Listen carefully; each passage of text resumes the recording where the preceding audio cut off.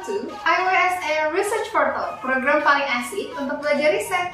Selamat datang teman-teman peneliti belia Indonesia. Kembali lagi di kelas IWSA Research Portal series bersama Teacher Aziza. Khusus kelas hari ini kita akan belajar mengenai bagaimana sih cara membuat karya ilmiah yang biasanya ditujukan untuk lomba-lomba karya tulis ilmiah. Nanti kita akan bahas mulai dari jenis-jenis karya ilmiah apa aja yang biasanya diperlombakan di lomba nasional maupun internasional. Nanti juga di akhir akan ada bedah karya ilmiah. Nah, pastinya seru banget kan kelas hari ini? Pokoknya stay tune terus sampai akhir acara karena pastinya ilmu yang akan diberikan oleh Teacher Aziza hari ini bakal keren banget dan bermanfaat banget. Yuk kita gak usah tunggu lama lagi, check it out!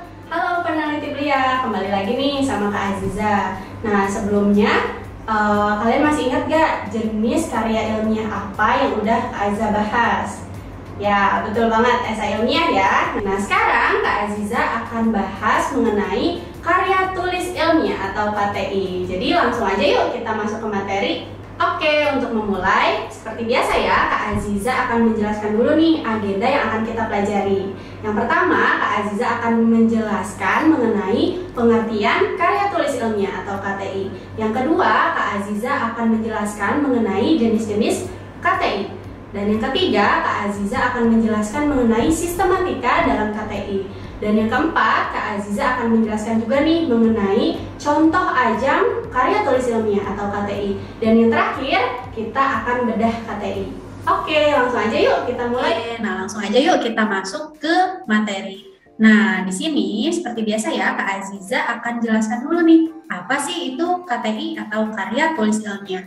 Nah, karya tulis ilmiah merupakan kajian atas sebuah masalah tertentu yang tujuan pembahasannya harus mampu memberikan alternatif penyelesaian masalah dan disajikan secara ilmiah dalam forum atau media ilmiah. Itu pengertian dari KTI ya teman-teman. Dan sekarang kita masuk ke jenis-jenis KTI. Nah, KTI sendiri banyak sebetulnya jenisnya, tapi di sini Kak Aziza ambil yang dua jenis ya. Yang pertama, KTI sebagai laporan hasil pengkajian atau penelitian. Dan yang kedua, KTI berupa hasil pemikiran yang bersifat ilmiah. Nah, kalau yang pertama, ini KTI-nya itu kita laporkan atau kita tulis didasarkan hasil penelitian kita gitu. Jadi kita sudah melakukan penelitian nih. Nah, lalu kita tulis KTI-nya dan kita bawa ke perlombaan, misalnya seperti itu.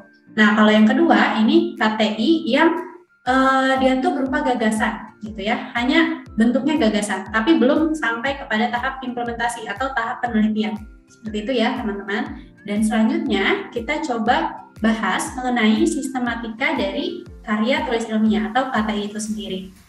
Nah, yang pertama, ini ada bab 1 ya, pendahuluan, lalu ada bab 2, tinjauan pustaka, ada bab 3, metode penelitian, bab 4, hasil penelitian, bab 5, kesimpulan dan saran. Ini ada 5 bab ya kalau di dalam karya tulis ilmiah atau KTI. Seperti itu. Dan setiap babnya kita akan coba bahas satu persatu ya teman-teman. Oke, nah kita masuk ke bab yang pertama dulu ya, di bagian pendahuluan. Nah, di bagian pendahuluan ini ada 4 poin nih teman-teman. Jadi ada latar belakang, lalu ada rumusan masalah, ada tujuan penelitian, dan yang keempat ada manfaat penelitian. Seperti itu. Jadi ada 4 poin nih di pendahuluan. Oke, kita bahas satu persatu ya. Kalau latar belakang ini, intinya adalah masalah apa sih yang diangkat gitu. Kalau masalah sendiri kan itu ada gap ya gitu antara apa yang kita harapkan dengan realitanya seperti itu. Jadi kita paparkan latar belakangnya apa gitu. Kenapa sih kita mau meneliti penelitian tersebut seperti itu? Atau kenapa sih kita memberikan gagasan tersebut seperti itu ya? Itu untuk latar belakang. Nah, yang kedua adalah rumusan masalah. Nah, rumusan masalah ini biasanya adalah berupa pertanyaan. Pertanyaan-pertanyaan yang diajukan mengenai penelitian yang kita lakukan. Gitu ya, teman-teman. Jadi, rumusan masalah ini nanti ada kaitannya dengan kesimpulan. Gitu. Kesimpulan itu menjawab rumusan masalah seperti itu. Dan yang ketiga adalah tujuan penelitian. Nah, tujuan penelitian ini berhubungan nih sama rumusan masalah gitu ya. Jadi, berdasarkan rumusan masalah yang telah dipaparkan, maka tujuan penelitiannya apa? Gitu ya. Jadi, tujuan penelitian ini menjawab rumusan masalah. Seperti itu. Nah, lalu ada manfaat penelitian nih teman-teman. Manfaatnya apa sih? seperti itu. Jadi ada tuh manfaatnya secara teoritis, ada juga manfaatnya secara praktis gitu ya. Jadi kalau dari aspek teori sendiri mungkin bisa tuh manfaatnya untuk bagi pembaca ya, atau bagi peneliti setelahnya harus apa misalnya. Nah, atau apa yang bisa didapatkan bagi pembaca atau peneliti-peneliti lain seperti itu ketika membaca KTI kita. Lalu kalau manfaat secara praktis itu bisa langsung menuju ke sasarannya. Misalnya kita meneliti tentang salah satu sekolah gitu. Jadi bisa tuh ke sekolahnya apa gitu ya manfaatnya, lalu ke anak-anaknya apa, lalu ke pemerintah ada nggak nih manfaatnya, seperti itu. Jadi ini bagian pendahuluan ya teman-teman di karya tulis ilmiah atau KTI. Tenang aja, nanti kita akan bedah salah satu KTI juga. Kita lanjut dulu ya. Ini kita masuk ke bab kedua, yaitu tinjauan pustaka. Nah, tinjauan pustaka adalah sebuah bentuk ulasan mengenai beberapa penelitian terdahulu yang memiliki kemiripan objek atau permasalahan yang menjadi hal yang sangat berkaitan dengan penelitian. Jadi tinjauan pustaka intinya ini tuh adalah penelitian sebelumnya tuh seperti apa sih gitu ya, yang berkaitan dengan penelitian kita yang sekarang gitu. Jadi penelitian sebelumnya tuh menjadi basic gitu ya, atau dasar kita untuk melakukan penelitian ini, seperti itu. Jadi tinjauan pustaka itu didapatkan dari hasil bacaan kita gitu ya, dari hasil referensi-referensi yang kita gunakan, seperti itu ya teman-teman untuk tinjauan pustaka. Nah, selanjutnya kita masuk ke metode penelitian. Nah, kalau misalnya bahas metode penelitian ini luas banget ya teman-teman. Karena metode penelitian itu sebenarnya cara ya. Metode itu cara yang kita lakukan untuk melakukan penelitian tersebut gitu. Jadi kita harus bisa memilih mana cara terbaik untuk melakukan penelitian tersebut gitu. Nah, di sini Kak Aziza punya nih definisi metode penelitian dari Pak Sugiono. Nah, beliau bilang kalau misalnya metode penelitian adalah cara ilmiah untuk mendapatkan data dengan tujuan dapat dideskripsikan, dibuktikan, dikembangkan, dan ditemukan pengetahuan teori untuk memahami, memecahkan, dan mengantisipasi masalah dalam kehidupan manusia. Jadi sebenarnya metode penelitian itu penting banget gitu ya. Ketika kita melakukan penelitian, kita harus tepat nih dalam memilih metode penelitian. Karena ketika kita salah memilih metode penelitian yang digunakan, itu hasilnya juga akan berbeda teman-teman. Seperti itu. Nah, mengenai bahasan metode penelitian, ini sebelumnya juga sudah Kak Aziza bahas ya di sistematika karya ilmiah. Boleh dicek lagi gitu ya. Oke, nah tadi mengenai metode penelitian. Sekarang kita masuk ke hasil dan pembahasan. Nah, kalau hasil penelitian atau hasil karya tulis ilmiah, kayaknya kalian udah pada paham lah ya. Intinya hasil itu adalah isi dari KTI-nya kalian gitu. Jadi sajikan pembahasan demi pembahasan secara runtut sesuai dengan hal yang akan dibahas gitu ya. Jadi harus runtut tuh pembahasannya gitu. Jadi jangan sampai pindah-pindah pembahasannya atau antar paragraf tuh nggak nyambung gitu. Lalu, lakukan pembahasan dengan singkat, disertai dengan alur pemikiran dan argumentasi yang logis. Nah, ini lagi-lagi Kak Aziza ingatkan, ciri-ciri dari karya tulis sendiri adalah salah satunya logis ya, teman-teman.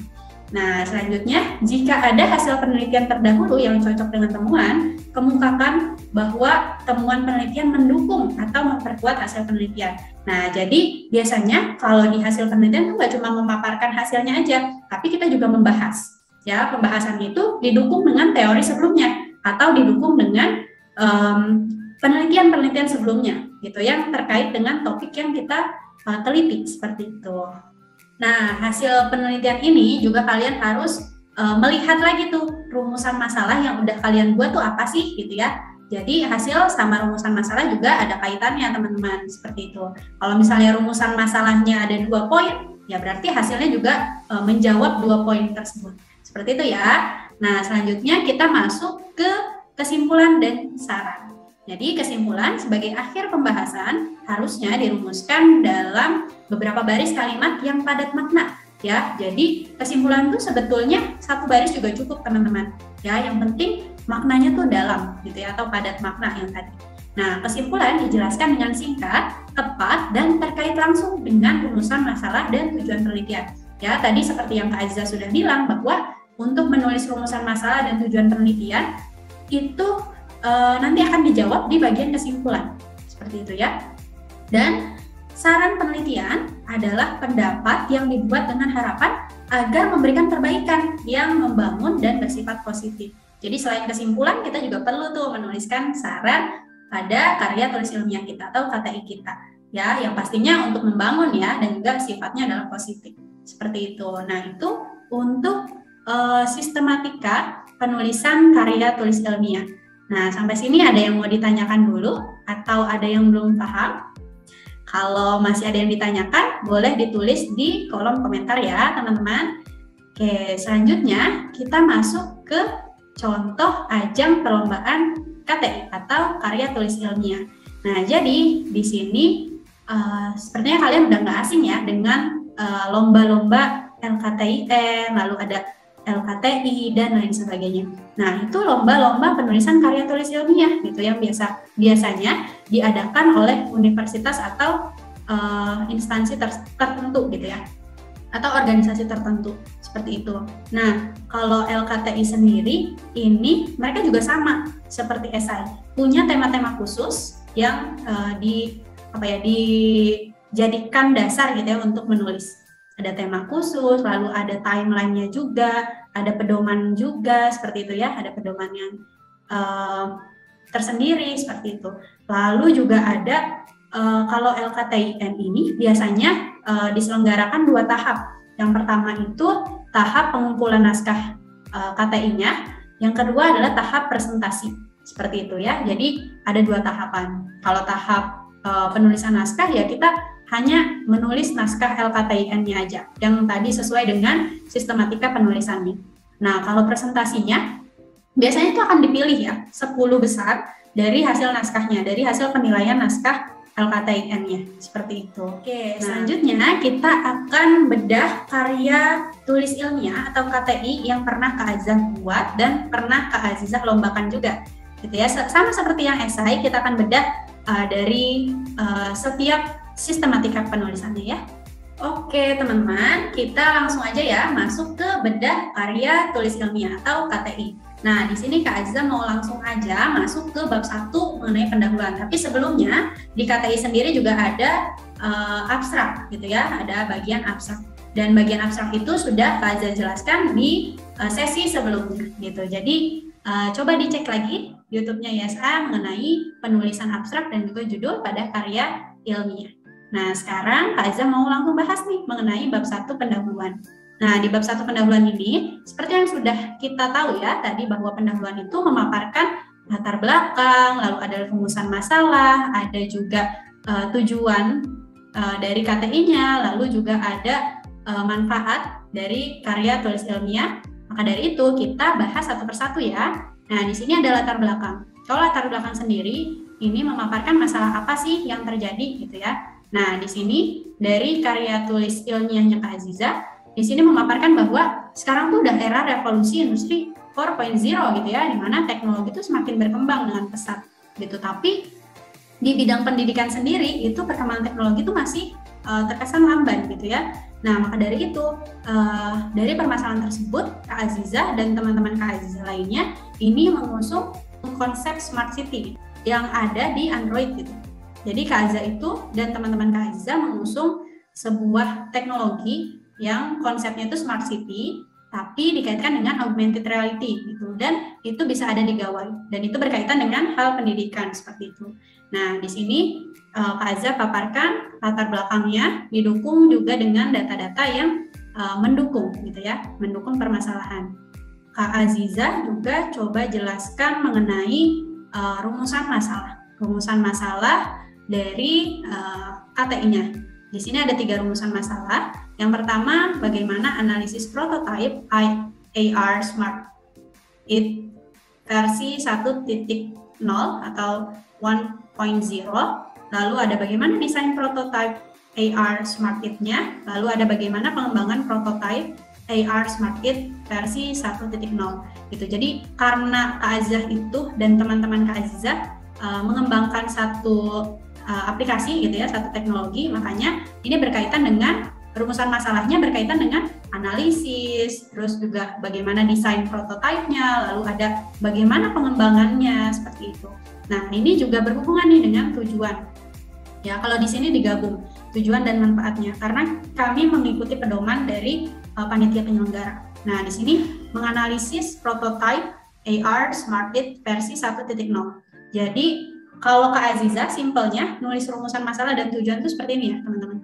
Kalau misalnya rumusan masalah itu bentuknya pertanyaan, nah di tujuan itu kita jadikan bentuk pernyataan, gitu ya. Tetap poinnya ada 3, ya. Nah, selanjutnya kita masuk ke manfaat, ya, manfaat dari KTI ini sendiri. Jadi, Kak Aziza jelaskan mengenai manfaat dari KTI-nya. Itu ada aspek teoritis dan juga aspek praktis. Kalau aspek teoritisnya diharapkan si aplikasi ini tuh dapat bermanfaat bagi peneliti lain yang ingin mengembangkan konsep Smart City menggunakan teknologi AR itu sendiri. Nah, selanjutnya kalau manfaat praktisnya ini lebih kepada pemerintah. Oke, kita masuk ke bab 2 ya, tinjauan pustaka. Nah, di sini Kak Aziza ambil poin-poinnya itu dari judul sebetulnya. Ya, di sini Kak Aziza bahas mengenai Smart City, lalu ada augmented reality. Ya, jadi dan ada 3 poin ya. Ada pendidikan di Purwakarta juga karena nanti kita akan mengembangkan konsep 7 poeatikannya gitu di dalam aplikasi yang kita buat. Nah, di sini mengenai Smart City sendiri itu kalian coba jelaskan gitu ya, apa pengertiannya, jenis-jenisnya ada apa aja, lalu konsep Smart City itu seperti apa gitu ya. Ini bisa dijelaskan. Begitu juga dengan augmented reality. AR itu apa sih gitu ya. Terus juga apa nih kelebihan dari AR sendiri gitu ya. Terus juga tahapan atau cara kerjanya seperti apa gitu. Lalu pendidikan di Purwakarta. Ini kalau di Purwakarta sendiri mereka ada loh namanya 7 poeatikan. Jadi tiap hari itu mereka punya tema-tema tertentu seperti itu ya. Nah, selanjutnya kita masuk ke bab 3 penelitian. Nah, di metode penelitian ini Kak Aziza menggunakan Research and Development atau R&D gitu ya. Nah, kita coba jelaskan jenis R&D yang mana yang kita gunakan gitu ya, model yang mana yang kita gunakan seperti itu. Nah, terus prosedur pengembangannya seperti apa gitu ya. Dari tahap apa nih yang pertama? Tahap analisis, lalu tahap desain, tahap implementasi, tahap pengujian, perawatan, dan terakhir perawatan ya gitu. Jadi ini juga dijelaskan. Terus uji kualitas produknya juga seperti itu. Jadi ini ada lagi nih subjek uji cobanya seperti apa. Teknik pengumpulan datanya pakai apa aja? Teknik analisis datanya menggunakan apa? Oke, kita lanjut ya. Di sini ada bab 4 hasil dan pembahasan. Jadi di bab 4 ini Kak Aziza menampilkan tiga sub gitu ya, 3 sub. Yang pertama analisis prototype, yang kedua ini ada desain prototipenya, lalu ada bagian apa nih, satu lagi pengembangan prototype sesuai dengan yang tadi rumusan masalah yang sudah dibuat ya. Jadi ini tuh ditampilkan nih, ini bagian prototipenya seperti itu. Nah, selanjutnya kita masuk ke bagian kesimpulan atau bagian kelima, penutup. Di sini ada analisis prototipenya seperti apa, kita jelaskan, ada desain prototipenya seperti apa, lalu pengembangan prototipenya seperti apa. Intinya menjawab 3 rumusan masalah tadi. Begitu juga dengan saran. Kita harus berikan nih masukan atau saran baik kepada pemerintah atau masyarakat mengenai KTI yang sudah kita buat. Lalu jangan lupa juga ditampilkan daftar pustaka. Gitu ya. Dan selanjutnya sudah deh selesai. Nah, gimana teman-teman? Tadi kita udah bedah ya karya tulis ilmiah atau KTI yang sudah pernah Kak Aziza buat gitu ya, sewaktu Kak Aziza jadi mahasiswa.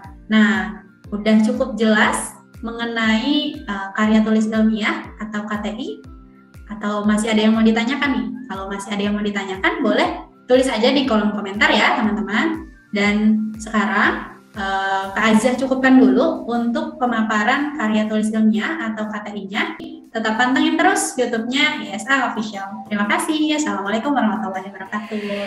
Itu dia kelas hari ini bersama Teacher Aziza yang membahas tentang bagaimana cara menulis karya tulis ilmiah untuk lomba.